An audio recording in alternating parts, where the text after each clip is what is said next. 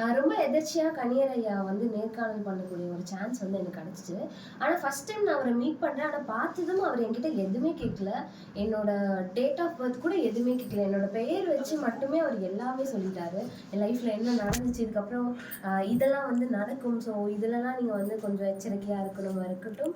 அதே மாரி என் உடம்புல இருக்கிற தழும்பா இருக்கட்டும், மச்சமா இருக்கட்டும், அது எல்லாமே ரொம்ப கணிச்சு அது எப்படி சொன்னாருன்னே தெரியல. ரொம்ப ஆச்சரியமா இருந்துச்சு.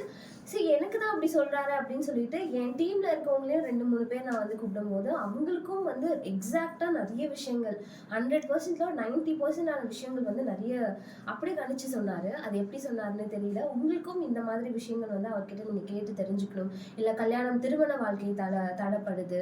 இல்ல திருமண வாழ்க்கை வந்து கொஞ்சம் ரொம்ப வந்து சண்டை சச்சரவா இருக்கு. இல்ல கடன் பிரச்சனை இருக்கு. இல்ல லவ் லவ் விஷயங்கள் வந்து செட் ஆக மாட்டேங்குது. இது எல்லா விஷயங்களுக்குமே வந்து நீங்க வந்து ஐயா கிட்ட நீங்க நேரடியா வந்து நீங்க வந்து பார்த்து தெரிஞ்சுக்கலாம்.